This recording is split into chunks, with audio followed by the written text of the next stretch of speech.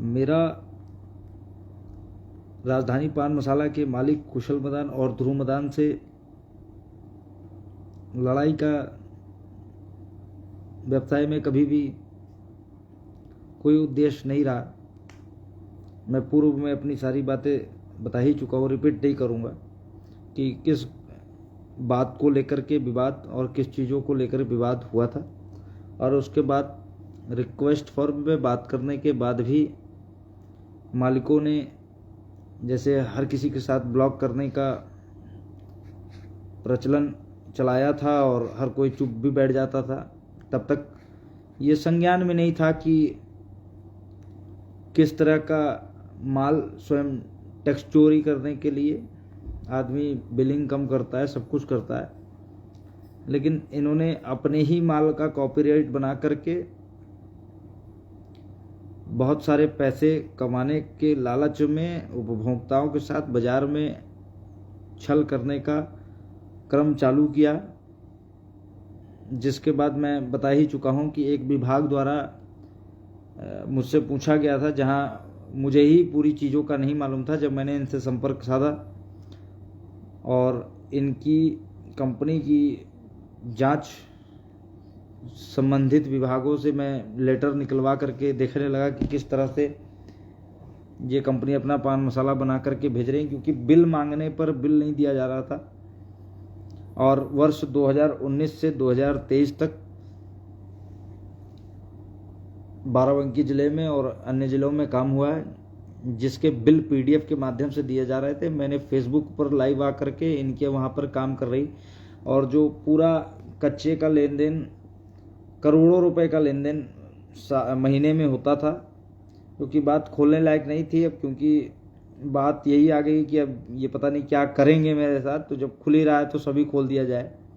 और मुझे ये भी मालूम है कि इनकी मंशा ये सब वीडियो बनने के बाद इन्होंने अधिवक्ताओं से संपर्क साधा और कहीं ना कहीं ये आरोप भी लगाने का ठेका उठाया कि मैं इनकी बदनामी करने का कार्य कर रहा हूँ। तो ऐसा मैंने सूचित करके पहले ही बताया है कि मैं लीगल तौर से हर जगह से गुजर गया हूं। जब इन्होंने दबंगों से चीज़ें कराना नहीं बंद किया, तभी इसी तरह की चीज़ों का सोशल मीडिया का सहारा लेकर के अपनी बात को मैं रख रहा हूं। उसके बाद जानकारी निकल के आने लगी कि राजधानी प्योर पान मसाला नाम से रजिस्ट्रेशन करा करके MK Enterprises, MJ Flavours, MK Enterprises और आरपी इंटरप्राइजेस से कार्य किया जाता था। और एक गठित फिल्मी स्तर की चोरी करने के लिए आरपी इंटरप्राइजेस के जो प्रोप्राइटर हैं मनोज कुमार जी, और एमके इंटरप्राइजेस के जो प्रोप्राइटर हैं उनका नाम मुझे याद नहीं आ रहा है, और ये आदमी सब काल्पनिक हैं। इनकी जीएसटी द्वारा बिल काट करके एक्सप्रेस रोड अजंता टावर से माल का वितरण किया जाता था। वहीं पे सारे व्यापारियों को बुला करके वहीं से ही सबको काम दिया गया था। और आज की डेट में कार्रवाई होने के बाद वहाँ के इंस्पेक्टर द्वारा ये आख्या लगाई गई है कि वहाँ पे ताला मार करके वो ऑफिस बंद ही रह रहा है। और जीएसटी विभाग में भी इनका आया था कि फर्जी फर्मों की बना करके खरीद बिक्री का ये सब कार्य कर रहे थे। इसी के बाद से विवाद चालू और सारी जगहों का सहारा लेते हुए हर जगह विधिक कार्रवाई की गई। अब उसके बाद कहीं ना कहीं ये लोग आरोपित भी कर रहे हैं कि इन्होंने समाज में हमें बदनाम करने के लिए इस तरह के काम किए हैं। और अगर ये सबूत मुझ जैसे और तमाम व्यापारियों के साथ किया है, अगर हम लोगों के पास सबूत नहीं होते तो किस तरह की घटना को ये अंजाम देते ये समय बताता। लेकिन ये वीडियो बनाने के माध्यम से बहुत लोगों ने व्हाट्सएप के माध्यम से और स्क्रीनशॉट भेजे हैं और हर जगह उपस्थित होने की बात कही है, जहां निकल करके आया कि वर्ष 2021 से 2022 तक के कच्ची लिखा पढ़ी जो कि इनके ऑफिस में बैठी सारा उस लड़की का नाम है, और उससे मेरी कोई दुश्मनी नहीं है, लेकिन वो वही काम देखती है, वही सब चीज़ों को देखती है, और वो भी फ़ोन उठाना ब्लॉक कर देती है अगर कोई ऐसी बात हो जाती है। कई व्यापारियों को करा है। तंबाकू पान मसाला ग्रुप पर लोगों ने कमेंट किया है, और जो लोग मुझे व्यक्तिगत जानते हैं उन्होंने मेरे व्हाट्सएप पर उससे संबंधित सारी चीज़ें भेजी हैं। प्रतापगढ़ में 5-6 महीने विजय द्विवेदी जी द्वारा की गई शिकायत पर खाद्य एवं रसद औषधिक विभाग द्वारा की गई कार्रवाई में इनके पान मसाला का नमूना भी भरा गया था, जिसकी जांच भी अभी चल रही है। और ये हर जगह काफ़ी गलत पाया गया। गलत माल बना करके टैक्स चोरी की नीयत से और अधिक पैसा कमाने की नीयत से लोगों के साथ इन्होंने ऐसा छल किया। और कहीं ना कहीं 48 लगभग जो पेपर मेरे पास निकल करके आए हैं स्क्रीनशॉट पे, जो इन्हीं द्वारा सभी लोगों को, व्यापारियों को भेजे गए हैं, लमसम 48 करोड़ रुपए की माल का वितरण बिना बिल के किया गया, बिना ईबे बिल के किया गया है। और एक बड़े स्तर की कंपनी बिना सरकारी मानकों को पूर्ण करके किया गया है, शासन प्रशासन को ठेंगा दिखा करके। इस स्तर की जानकारी शुरुआती दौर में हमारे पास नहीं थी। एक हल्की सी कार्रवाई हुई थी, उसी के बाद ये चीज़ें सब निकल के आई, जहाँ से ये विवाद स्टार्ट हुआ। और हमारी इनको कोई भी मंशा नहीं थी कि ये इनके साथ कुछ इस तरह का किया जाए। मैं हमेशा अपने साक्ष्यों को लेकर के हर जगह उपस्थित हुआ हूँ, हर जगह शिकायत की है, हर जगह प्रार्थना पत्र दिए और उसकी पैरवी की है, जिसके बाद सामने ये आ रहा है कि मैं बता ही चुका हूँ कि बार बार वो हमें रोकने का प्रयास करते हैं और हमारे पैसों का भुगतान नहीं कर रहे हैं, हमारे वहाँ का माल नहीं उठा रहे हैं, हमारे वहाँ का कूपन नहीं उठा रहे हैं। और भी प्रदेश में कई जगह भी ऐसा पड़ा हुआ है, उसको भी नहीं उठा रहे हैं। अब मुझे सिर्फ यही देखना है कि अंत में इनके झूठ की जीत होती है कि मेरे सत्य की जीत होती है,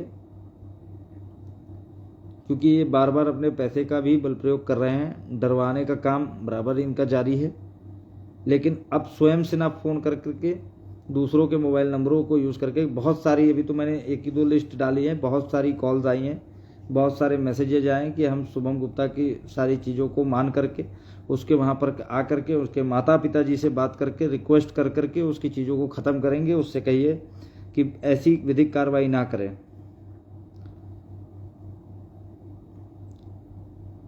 आज भी हमारे पास मैसेज आया, कल भी हमारे पास मैसेज आया। कल कानपुर जब मैं पुलिस स्टेशन पर बैठा हुआ था तभी हमारे दोस्त से बराबर कहा जा रहा था कि उसे वापस बुलाओ, कितने भी बजे रात को आए हम उससे मिलेंगे, उसकी फैमिली से बात करेंगे। मेरे फैमिली का नंबर भी लिया गया। भ्रमित करने का कार्य जारी है। कहीं ना कहीं झूठ के लिए मैंने आवाज़ उठाई है, इनकी चोरी मक्कारी के लिए मैंने आवाज़ उठाई है। और ऐसे में नई चीज़ सुनने को आ रही है कि ये मेरे ऊपर एलिगेशन लगा रहे हैं कि समाज में हमें बदनाम करने का कार्य शुभम गुप्ता कर रहे हैं, जो कि एक कानूनी जुर्म है। तो मैं इस वीडियो के माध्यम से अपनी बात जो रख चुका हूँ, मैं थोड़ी सी कंपनी मालिक के लिए भी रखूँगा, क्योंकि ये वीडियो वो देखेंगे ज़रूर। तो मैंने 13 महीने से भी विधिक कार्रवाई की है। उस 13 महीने के उपरांत हर पुलिस स्टेशन पे एक कागज़ भी मेरे पास मौजूद है कि इनको अपने साक्ष्य लेकर के उपस्थित होने की बात कलेक्टरगंज थाने में की गई थी, लेकिन ये उपस्थित नहीं हुए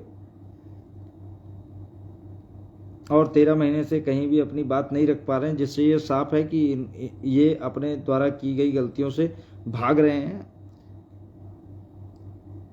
तो ऐसे में सभी व्यापारियों को इनसे सचेत रहने की ज़रूरत है। और इन्होंने हमारे बाराबंकी स्थित आकर के अपने पैसों, जो मेरे ऊपर उल्टा पैसों का फर्जी बकाया आरोप लगा करके मुझे फर्जी मुकदमों में फंसाने का कार्य किया था। उसके लिए एक बहुत अच्छी चीज़ है जिसका मैं अभी यहाँ खुलासा नहीं करना चाहता हूँ, पर मीडिएटरों के माध्यम से कुछ कैश और कुछ डीडी देने का बात पिछले काफ़ी दिनों से मुझे कर रहे हैं और कार्रवाई ना करने के लिए फोर्स कर रहे हैं, दबाव करा रहे हैं, परंतु आ करके वापस हो जाते हैं। मनसा क्लियर नहीं है कि इनके दिमाग में क्या चल रहा है। लेकिन इस वीडियो के माध्यम से कुशल मदान जी और ध्रुव मदान जी और आपके पूरे परिवार, आपकी पूरी फैमिली, आपके पूरे रिश्तेदारों को मैं ये सूचित करना चाहता हूँ कि आपको मेरे नंबरों पर और आपको थानों पर, आपको कोर्ट पर, आपको भी मेरी तरह ही पूरा हक है अपनी बात रखने का, और आपको रखनी चाहिए। लेकिन आपने वो कार्य ना कर करके दबंग का सहारा लेकर के अपनी मानसिकता को स्वयं वैसा बना करके अपने आप को एक व्यापारी से हटा कर करके दबंगई की दुनिया में आप आ गए हैं, और आप सोचते हैं कि आप गलत चीज़ों को छुपा करके सही चीज़ को दबा देंगे। तो ऐसी स्थिति में समय जरूर लग सकता है, समय जरूर लग सकता है, लेकिन जिस दिन समय का पलटवार होगा या हाई कोर्ट का जिस दिन डिसीजन होगा, उस दिन चीज़ें आपके और मेरे हाथ में नहीं होगी, क्योंकि मुझे न्यायपालिका पे इतना भरोसा है कि चीज़ें देर में ही होंगी, लेकिन इतनी मजबूत होंगी कि आपका जवाब देना मुश्किल हो जाएगा। आपने मेरे परिवार को पिछले 13 महीने से परेशान कर करके रखा हुआ है, और जिन अज्ञात लोगों से आपने मुकदमा लगाया है, उन अज्ञात लोगों को बुला करके मैं स्वयं उनकी तहरीरों को उच्च अधिकारियों के पास ले करके आपके द्वारा फर्जी लगाए गए मुकदमों का भंडाफोड़ करूंगा, और उन्हीं के ऊपर पलट करके विधिक कार्रवाई करा करके हाई कोर्ट से घसीटने का और कार्य करूंगा। आप हमारे किसी भी इंसान से संपर्क करने का प्रयास ना करें, और अपनी चीज़ों को, गलत चीज़ों को छुपाने का प्रयास ना करें। यदि आपके पास भी कोई साक्ष्य मौजूद हो, मेरे द्वारा लगाए गए आरोपों पर आपको कहीं गलत लगता है, तो आपको भी वैसा ही राइट है जैसा मुझे है, और सबको ही वैसा राइट है। आप भी आकर के ऐसे मेरी बदनामी कर सकते हैं। आप द्वारा बोला जा रहा है कि मैं बहुत लोगों का पैसा मार दिया हूँ। बाजार में आप मेरे साथ चलिए, कहाँ मैं पैसा मार दिया हूँ, कोई मुझे बता दे, कोई निकाल दे, कोई उधारी बता दे। तो इस तरह के एलिगेशन लगाने से पहले अपने अंतरात्मा में झांकिए, और जिस तरह का 13 महीने से आप मेरे साथ ये जो एलिगेशन से बचने के लिए ये जो गुंडई का हथकंडा अपना लिए और अज्ञात मुकदमे लगा करके अगर थक चुके हों, तो आप भी विधिक कार्रवाई कर सकते हैं। आप करिए, मुझे डराने धमकाने और फर्जी चीज़ों में फंसाने का कार्य बंद करिए, और मेरे दोस्त को परेशान करना बंद करिए, उसको भ्रमित करने और मुझे भ्रमित कराने का कार्य बंद करिए। और सभी व्यापारी इनसे बचकर ही रहें, अन्यथा आने वाले समय में आप बनेंगे, ये मैं पूरे दावे के साथ कह सकता हूँ। इन्होंने 48 करोड़ रुपए की केवल 1 साल में चोरी करी है।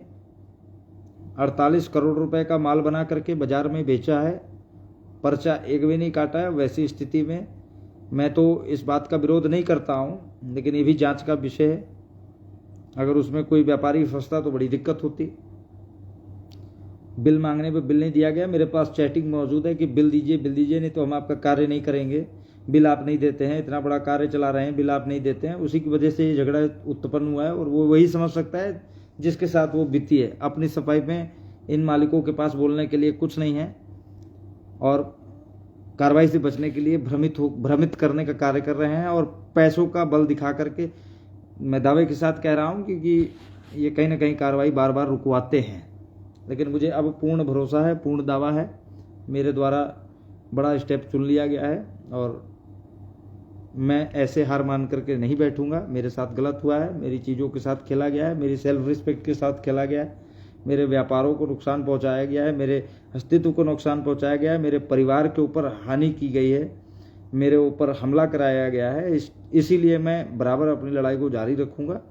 और कुशल मदान जी, आपको और आपके परिवार को अगर इस चीज़ में किसी क्रम में कोई भी सफाई देनी है किसी के भी सामने, तो आप अपने शख्स लेकर उपस्थित हो सकते हैं, चाहे वो बाजार हो, चाहे कोर्ट हो, चाहे जहां आपको अच्छा लगे। लेकिन गलत कार्य का सहारा मत लीजिए। लीगली आप मुझसे कभी भी लड़ते रहिए, मुझे इस बात का कोई दुख नहीं। आपके द्वारा आए हर चीज़ों का एविडेंस हमारे पास जीवन भर मौजूद रहेगा, क्योंकि आप जीवन भर कभी भी मुझे हानि पहुंचा सकते हैं अपनी चीज़ों को छुपाने के लिए। अंत में मैं इतना ही कहूँगा कि मुझे आपके द्वारा एक सीख लेनी है, कि मैं ये देखना चाहता हूँ कि इस कलयुग में क्या सत्य की हार हो जाएगी, झूठ की जीत हो जाएगी। आप मेरे सत्य को दबा देंगे पैसे के बल पे, लेकिन ये मेरी दिल और अंतरात्मा नहीं जानती है। ये मेरी दिल और अंतरात्मा ये जानती है कि एक ना एक दिन सारे सबूत जो देख करके अब लोग अधिकारी संज्ञान ले रहे हैं, आप बहुत जल्द